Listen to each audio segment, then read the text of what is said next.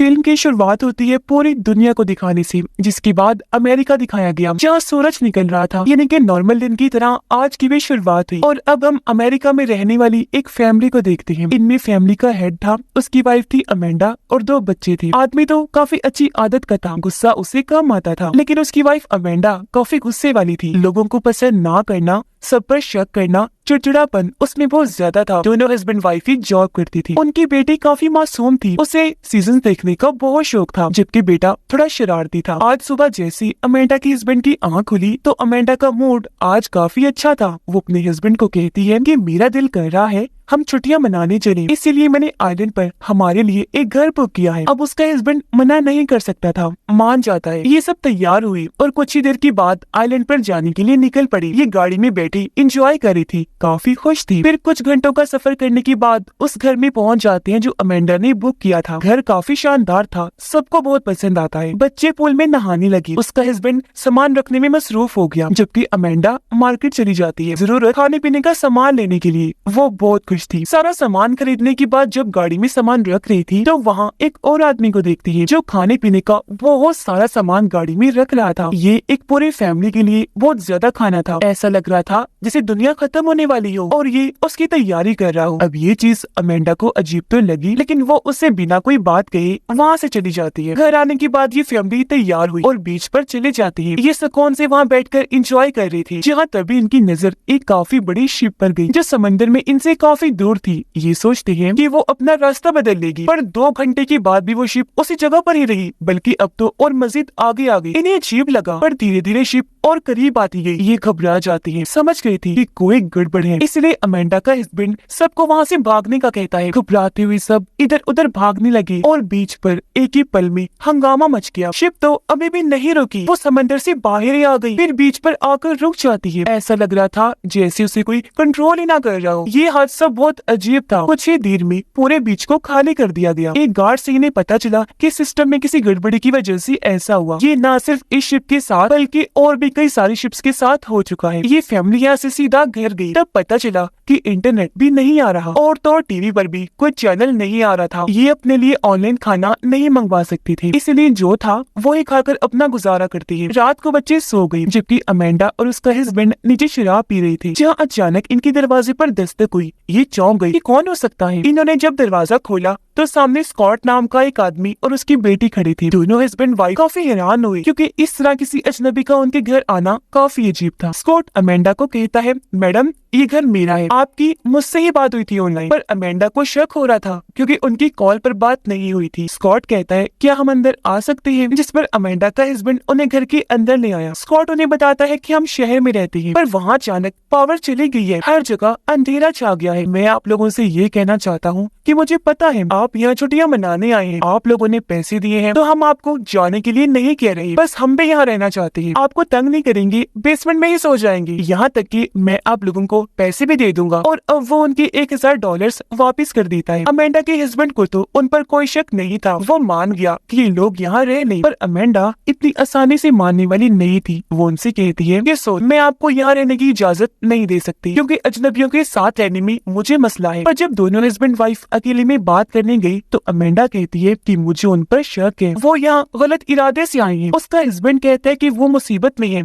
हमें उनकी मदद करनी चाहिए, मुझे नहीं लगता कि वो हमें कोई नुकसान पहुंचाएंगे। अच्छा एक काम करते हैं, आखिरी बार मैं उनसे बात करता हूँ, मुझे अगर कहीं भी कोई गड़बड़ी लगी तो मैं उन्हें यहाँ से जाने का कह दूंगा। इसलिए ये लोग एक बार फिर उनसे बात करने लगते हैं। स्कॉट काफी अच्छे से इनसे बात करता है। ये नहीं लग रहा था कि वो कोई खतरनाक आदमी है, बल्कि वो तो अंदर से थोड़ा घबराया हुआ था। इन्हें जब यकीन हो गया तो अमेंडा मान जाती है। तभी स्कॉट की बेटी टीवी चलाती है, हर जगह बस इमरजेंसी ब्रॉडकास्ट लिखा आ रहा था। इससे ये बात तो साफ हो गई कि स्कॉट सच कह रहा था कि पावर चली गई, ना इंटरनेट आ रहा था और ना ही कोई चैनल चल रहा था। इन लोगों को पक्का यकीन हो गया था कि सच में कोई गड़बड़ जरूर है। सारे बिगड़ते हालात इन्हें उलझन में डाल रही थी। स्कॉट एक गवर्नमेंट ऑफिसर था, इसीलिए उसे कहीं ना कहीं शक था कि सूरत हाल क्या है। यही वजह थी की परेशानी उसके चेहरे से साफ नजर आ रही। अगली सुबह अमेंडा की बेटी कहती है, मामा मैंने अगला एपिसोड देखना है, इंटरनेट नहीं आ रहा, आप कुछ करें। अब जब अमेंडा ने अपना फोन चेक किया तो वहाँ कुछ इमरजेंसी खबरें आई हुई थी। वो जैसे ये अपने हस्बैंड को दिखाती है वो गायब हो गई। उसका हस्बैंड कहते हैं कि शायद पूरे सिस्टम को किसी ने हैक कर लिया है, जबकि अमेंडा को बस एक ही फिक्र थी कि हमारे घर में 2 अजनबी हैं। अमेंडा का हस्बैंड कहते हैं कि मैं जरा बाहर जा रहा हूँ, शायद वहाँ कोई बता दे कि ये सब क्या हो रहा है। उसके जाने के बाद स्कॉट और उसकी बेटी भी जा गई। जब बाहर आई तो अमेंडा उन्हें भी बता देती है कि मेरे मोबाइल पर इमरजेंसी खबरों का नोटिस आया था, जो सुनकर स्कॉट काफी चौंक गया। फिर अमेंडा परेशान होते हुए कहती है कि क्या हालात काबू हो रहे हैं। स्कॉट मुस्कुरा कर कहता है कि नहीं, मुझे उम्मीद है जल्द सब कुछ ठीक हो जाएगा। वो फिर उन्हें बताता है कि काफी सालों पहले भी इस तरह के हालात हुए थे, वो एक वायरस की वजह से था जो 2 लड़कों ने फैलाया था, और मेरे ख्याल से ये जो चल रहा है इतना बड़ा मसला नहीं है, इसका भी कोई हल निकल आएगा। अब स्कॉट को देखने से साफ लग रहा था कि वो इन्हें तसल्ली दे रहा है, क्योंकि वो नहीं चाहता था कि ये फैमिली और मेरी बेटी डर जाएं। पर हालात को देखने से अंदाजा हो गया कि कोई बहुत बड़ी गड़बड़ थी। स्कॉट की वाइफ प्लेन से कहीं जाने वाली थी, इसलिए स्कॉट और उसकी बेटी को काफी फिक्र थी, क्योंकि कोई भी सिस्टम नहीं चल रहा था, तो उन्हें घबराहट हो रही थी। अमेंडा की बेटी जब बाहर अकेली थी तो यहाँ पर कुछ हिरन आ जाते हैं, जो एक एक करके सैकड़ों की तादाद में वहाँ आकर खड़े हो जाते हैं। ये बात भी काफी अजीब थी, क्योंकि जानवर कभी भी इस तरह का बर्ताव नहीं करते। मदद के लिए स्कॉट अपने पड़ोसी दोस्त के घर जाता है, पर वहाँ सामान बिखरा पड़ा था, घर में कोई था भी नहीं। अमेंडा का हस्बैंड जब रास्ते में था तो जीपीएस ने काम करना बंद कर दिया था, जिस वजह से वो रास्ता भटक गया। अचानक उसकी गाड़ी के पास एक घबराई हुई औरत आई, जो रोते हुए मदद मांगने लगती है कि मैं 2 दिन से घर का रास्ता भटक चुकी हूँ, मुझे किसी को कॉल करनी है, मेरी मदद कर दो प्लीज। लेकिन वो इतना घबराई हुई थी कि अमेंडा का हस्बैंड भी परेशान हो जाता है, बिना उसकी कोई मदद किए वहाँ से निकल जाता है। थोड़ा आगे चलने पर उसे प्लेन की आवाज आई। इसने जब पीछे मुड़कर देखा तो बिल्कुल पीछे प्लेन वहाँ लाल रंग की कोई चीज गिरा रहा था। अमेंडा का हस्बैंड घबरा गया, गाड़ी भगाने लगा, पर जब प्लेन पास आया तो पता चला कि वो लाल रंग की चीज दरअसल लाल पेपर्स थी, जिस पर फारसी जुबान में कुछ लिखा हुआ था। स्कॉट को पता था कि मेरे दोस्त के पास सैटेलाइट सिग्नल्स वाला फोन है, इसीलिए वो अंदर जाकर उस फोन को ले लेता है, इस उम्मीद के साथ कि शायद ये काम कर जाए। अमेंडा के बच्चे इस सबसे अनजान जंगल में चले जाते हैं। उन्हें वहाँ एक कैबिन मिला, जिसके अंदर ये दोनों चले गए, पर यहाँ कोई भी नहीं था। अमेंडा की बेटी ने अपने भाई को हिरन वाली बात बताई, लेकिन उसे यकीन नहीं हुआ। उल्टा वो उसे डराने के लिए डरावनी कहानी सुनाने लगता है, जिसके बाद ही वहाँ से निकल आई। स्कॉट उधर सैटेलाइट फोन चलाने की कोशिश कर रहा था, पर वो भी काम नहीं कर रहा था, क्योंकि कुछ देर पहले हमें आसमान में दिखाया गया कि अमेरिका के सैटेलाइट ने अपना रुख बदल लिया है। तो यही वजह है कि स्कॉट का सैटेलाइट फोन काम नहीं कर रहा था। जिसके बाद वो एक बीच पर आ गया, देखता है कि यहाँ एक प्लेन तबाह हुआ पड़ा है, हर तरफ लाशें ही लाशें बिखरी पड़ी थी। हिला देने वाला नजारा था, क्योंकि कोई भी जिंदा नहीं बचा था कि वहाँ जख्मी हालत में हो, बस लाशें ही थी। तभी वो देखता है कि एक और प्लेन इसी तरफ आ रहा है। स्कॉट समझ गया कि इधर तबाह हो जाएगा, तो जान बचाकर वो जल्दी से यहाँ से भागने लगा। प्लेन समंदर किनारे आकर तबाह हो गया। तब तक स्कॉट घर के अंदर जा चुका था, पर ये क्रैश तबाह होने की वजह से एक काफी बड़ी पानी की लहर घर से आकर टकरा जाती है, जिससे स्कॉट पूरा गीला हो गया। ये सारी सूरत हाल देखकर वो घबरा गया, क्योंकि उसे अब तक यकीन हो गया था कि हालात सच में काबू से बाहर है। घर आकर वो अपनी बेटी को नहीं बताता कि मैंने प्लेन को क्रैश होते हुए देखा, बल्कि वो ये कह देता है कि मैं पूल में गिर गया था तो कपड़े गीले हो गए। वो फिर अपनी बेटी को दूसरे कपड़े लेने भेज देता है। अमेंडा को सारे हालात बताते हुए कहता है कि सैटेलाइट फोन काम करना बंद कर गई है। ये बात काफी हैरान कौन है, क्योंकि सब कुछ बंद हो भी जाए तब भी सैटेलाइट फोन बंद नहीं होती। पर अमेंडा को उसकी बातों पर यकीन नहीं आ रहा था, इसलिए वो आखिर ये बता ही देता है कि मैंने एक प्लेन को तबाह होते हुए देखा है। बच्चे अभी भी घर से बाहर थे। अब अचानक इन्हें जोरों की आवाज सुनाई देने लगी, जो इतनी ऊंची और अजीब थी कि इन्हें कानों पर हाथ रखने पड़ते हैं। अमेंडा को बच्चों की टेंशन हो रही थी, इसलिए वो उन्हें ढूंढते हुए जंगल में चली जाती है। बच्चे मिल गए जिन्हें वो घर ले आई। सब लोग तो ठीक थे, पर अमेंडा का हस्बैंड अभी तक वापस नहीं आया, जिससे इनको फिक्र हो रही थी। अमेंडा का बेटा कहता है, पता नहीं वो आवाज कैसी थी, मैंने ठीक से कान बंद नहीं किए, इसलिए अब मुझे अजीब सा महसूस हो रहा है। बच्चों को कमरे में भेजने के बाद अमेंडा स्कॉट से पूछती है कि बताओ वो चीज क्या थी जिसकी आवाज आई थी। मुझे पता है कि तुम इस बारे में जानते हो। स्कॉट कहते हैं कि ये ना कोई प्लेन की आवाज थी और ना ही बॉम्ब की। मेरे हिसाब से ये कोई आवाज की लहर वाला हथियार था। ये लोग काफी परेशान हो जाते हैं। अमेंडा कहती है, मुझे अपने हस्बैंड की फिक्र हो रही है, न जाने वो कहाँ रह गई। जिसके बाद वो इन्हें बताती है कि मैंने 2 दिन पहले मार्केट में एक आदमी को देखा था। वो ढेर सारा खाना और पीने का पानी अपनी गाड़ी में रख रहा था। मेरे हिसाब से उसे पता था कि ये सब होने वाला है, इसीलिए वो पहले ही सबकी तैयारी कर रहा था। ये सुन स्कॉट बताता है कि वो मेरा दोस्त है, उसे पहले ही इन हालात का अंदाजा हो जाता है, तो इन सब से निपटने के लिए वो पहले ही तैयारी कर लेता है। तभी यहाँ अमेंडा का हस्बैंड भी आ गया, जो बहुत ज्यादा डरा हुआ था। वो इन्हें लाल कागज देते हुए बताता है कि ये एक प्लेन नीचे फेंक रहा था। अब अमेंडा के बेटे ने यहाँ लिखे गए एक लफ्ज को पहचान लिया था, क्योंकि ये लफ्ज उसने एक गेम में देखा था। उसका मतलब था अमेरिका की मौत। बाकी क्या लिखा था ये बात वो समझ नहीं पाता। अब इस बात में कोई शक भी नहीं था कि अमेरिका को खत्म करने के लिए यहाँ पर किसी ने हमला कर दिया था। किसने किया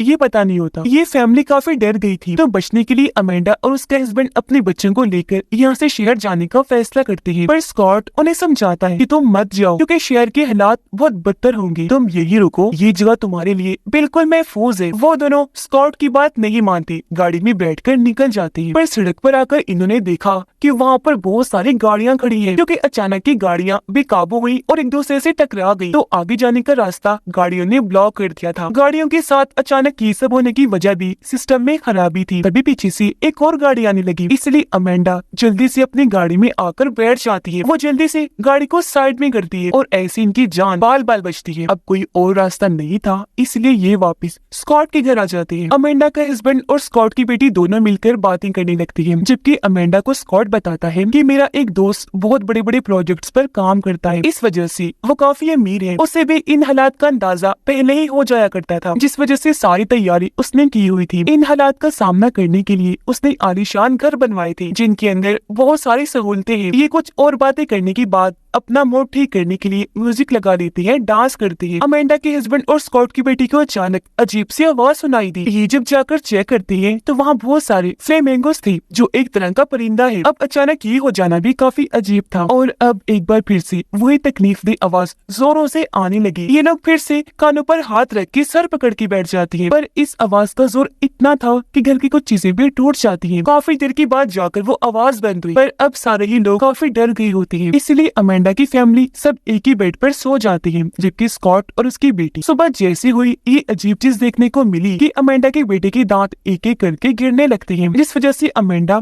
और उसका हस्बैंड काफी घबरा गई। समझ ही नहीं आ रही थी कि आखिर यहाँ चल क्या रहा है। अब तो हदें ही पार हो रही थी। उनकी समझ से बाहर था कि अब हम क्या करें। मदद के लिए किसी को फोन भी नहीं कर सकते। स्कॉट अमेंडा को कहता है कि वो आदमी जिसे तुमने ढेर सारा सामान खरीदते हुए देखा था, यानी मेरा दोस्त, वो यहाँ पास ही में रहता है। मुझे यकीन है कि उसके पास बहुत सारा सामान है, तो उसके पास हमें कोई दवाई मिल सकती है जो हम तुम्हारे बेटे को दे देंगे। इसलिए अब अमेंडा के बेटे को लेकर उसकी डैड और स्कॉट उस दोस्त के घर जाते हैं। जब ये वहाँ पहुंची तो उसका दोस्त घर के अंदर था, उसके हाथ में गन थी। वो कहता है कि गाड़ी कुछ दूरी पर खड़ी कर दो, हम फिर बात करते हैं। स्कॉट उसकी इस बर्ताव पर हैरान था, क्योंकि दोनों पहले दोस्त हुआ करती थी, पर अब उसका दोस्त पूरी तरह से बदल गया था। ऐसा लग रहा था इसे जिंदा रहने के लिए इंसानों के बीच जंग शुरू हो गई हो। स्कॉट उससे मदद मांगता है। अमेंडा का हस्बैंड उससे बताने लगा कि मेरे बेटे के साथ अजीब हो रहा है, वो उल्टियां कर रहा है, साथ ही उसकी दांत भी झड़ रही हैं। इसमें आप कुछ कर दीजिए प्लीज। जिस पर स्कॉट का दोस्त कहता है कि दांत गिरना कोई बड़ी बात नहीं है, ये और भी कई सारे लोगों के साथ हो चुका है। तेज आवाज जो बार बार सुनाई देती है वो सीधा दिमाग पर असर करती है, उसकी वजह से हुआ होगा। तो इस सिलसिले में मैं आप लोगों की कोई मदद नहीं कर सकता, अब जाओ यहाँ से। स्कॉट को काफी हैरत हुई। वो कहता है ये तुम कैसी बातें कर रहे हो, भूल गए हम दोस्त हैं। उसने जवाब दिया वो सारी बातें पुरानी हो चुकी है स्कॉट, और अब सब कुछ बदल चुका है। हम लोगों पर हमला हो चुका है, यहाँ एक जंग छिड़ गई है, और मुझे जो ठीक लगेगा मैं वही करूंगा। मैं अपनी फैमिली को बचाना चाहता हूँ और तुम अपनी, तो बताओ अब मैं क्या करूँ। इस बात पर स्कॉट को गुस्सा आ गया। दोनों के बीच बहस छिड़ गई, जो इतनी बढ़ गई कि ये एक दूसरे पर गन तान लेते हैं। पर अमेंडा का हस्बैंड इनके बीच में आकर दोनों को समझाता है। फिर स्कॉट के दोस्त से मिन्नतें करने लगा कि प्लीज हमारी मदद कर दो, अगर आप मेरी जगह होते तो क्या करते, मैं तो आपकी मदद कर देता, मैं आपको पैसे भी देने को तैयार हूँ। ये सुनकर स्कॉट का दोस्त कहते हैं कि जब दुनिया ही नहीं रहेगी, गवर्नमेंट नहीं रहेगी, कोई कानून ही नहीं रहेगा, तो ये पैसा किस काम आएगा। और अब यहाँ वो इनकी मदद कर देता है, यानी अमेंडा के बेटे के लिए दवाई दे देता है। पर उसने ये भी बताया कि ये काम मेरे ख्याल से कोरियंस का है या चाइनीज का है, या फिर ईरान का भी हो सकता है, या फिर किसी और दुश्मन मुल्क का, क्योंकि अमेरिका ने इतने सालों में बहुत सारे दुश्मन बना दिए हैं, जो सब एक होकर अमेरिका के खिलाफ खड़े हैं। पर यहाँ किसी के पास भी सही जानकारी नहीं थी। फिर अब दवाई लेने के बाद अमेंडा का हस्बैंड और स्कॉट गाड़ी में बैठ जाती है। यहाँ स्कॉट उसे बताता है कि सारे हालात को देखकर मैं पहले ही समझ गया था कि ऐसा होने वाला है। अमेंडा का हस्बैंड पूछता है कि क्या मतलब है तुम्हारा, इस पर वो कहता है कि कोई दुश्मन मुल्क अमेरिका का खात्मा करना चाहता है। जब भी उसने ऐसे हालात पैदा कर दिए, क्योंकि जब भी किसी मुल्क को खत्म करना होता है तो उसके लिए 3 चालों वाली गेम खेली जाती है। पहली चाल कि अगर किसी भी मुल्क की गवर्नमेंट को लोगों से तोड़ना हो तो उन्हें बिल्कुल अलग अलग कर दो, यानी कि उनकी कम्युनिकेशन सिस्टम, हर तरह के राब्ता करने वाले जरियों को खत्म कर दो। जैसे कि हमारे मुल्क में इंटरनेट चला गया, चैनल्स बंद हो गई है, तो एक तरह से हम अपनी गवर्नमेंट से कट ही गए हैं। दूसरी चाल होती है खुफिया हमले होंगे, जो भी हमने देख ही लिया। जो तकलीफ दे जोरदार आवाज आती है ना, ये दुश्मन की तरफ से एक खुफिया अटैक ही है। इसके बारे में वो गलत जानकारियां देती है ताकि सभी लोग डर जाएं और वो एक दूसरे पर ही शक करने लग जाएं। हर कोई अलग अलग कहानियां बनाने लगेगा, डर अफरा तफरी का माहौल बन जाएगा। जो भी यहाँ हो चुका है, लोग अपनी हिफाजत नहीं कर सकेंगे। खुदगर्जी का ऐसा माहौल होगा कि जिंदा रहने के लिए जंग छुड़ जाए। ये भी हो चुका था। कोई वजह नजर न आने पर लोग एक दूसरे पर ही शक करके आपस में दुश्मन बन जाएंगे। वो कहता है अगर ये 2 चालें कामयाब रही तो तीसरी चाल खुद ब खुद काम कर जाएगी। अमेंडा का हस्बैंड पूछता है कि तीसरी चाल क्या है। तब स्कॉट बताता है कि पूरी दुनिया की जंग, क्योंकि तब गवर्नमेंट टूट गई होगी, कोई कानून नहीं होगा। और काफी हद तक ये चीज भी हो चुकी थी। उधर अमेंडा की बेटी काफी देर से मिल नहीं रही थी, इसलिए अमेंडा और स्कॉट की बेटी उसे ढूंढने जाती है। वो जब जंगल वाले केबिन में थी तो इन्हें बाहर से आवाज आने लगी, और अब जब स्कॉट की बेटी बाहर जाकर देखती है तो वहाँ ढेर सारे हिरन आकर खड़े हो गए थे। अमेंडा उनके सामने आकर चिल्लाने लगी, जिससे सारे हिरन वहाँ से भाग जाते हैं। अब अमेंडा का ध्यान शहर की तरफ गया, जहाँ बम धमाके हो रही थी। वहाँ पूरी तरह जंग का माहौल बन गया था। लोगों के चिल्लाने की आवाजें आ रही थी, जिसका मतलब था कि ये लोग जहाँ पर थे वो महफूज जगह थी। शहर में कानून न होने की वजह से लोगों ने एक दूसरे को मारना, लूटना और गलत काम करना शुरू कर दिए थे, क्योंकि जब गवर्नमेंट और कानून टूटता है तो यही सब होता है। जिसके बाद हम अमेंडा की बेटी को देखते हैं, जो उस घर में थी जिसका जिक्र स्कॉट ने किया भी था, यानी जो उसका अमीर दोस्त था। जो जगह इतनी महफूज थी कि वो हिफाजती बंकर की तरह काम कर रही थी। यहाँ जरूरत की हर चीज थी, जैसे यहाँ ढेर सारा खाना था, पावर थी, इंटरनेट भी इस जगह पर चल रहा था। इसके अलावा डीवीडी और कई सारी सीडीज थी। और क्योंकि उसकी पसंदीदा सीजन का आखिरी एपिसोड रह गया था, इसलिए वो वहाँ बैठकर वो देखने लग जाती है। आखिर में पता चला कि सच में बहुत सारे मुल्कों ने मिलकर अमेरिका पर हमला कर दिया था, क्योंकि वो अमेरिका को पूरी तरह मिटाना चाहते थे। और रही बात तेज आवाज हिरन के बर्ताव की, वो खुफिया हमलों की वजह से हो रहा था। और अब अमेंडा की बेटी को एक बहुत परफेक्ट जगह मिल गई थी, जहाँ ये पूरी फैमिली हमेशा आराम से रह सकती है। इसी के साथ ये फिल्म भी इधर ही खत्म हो जाती है।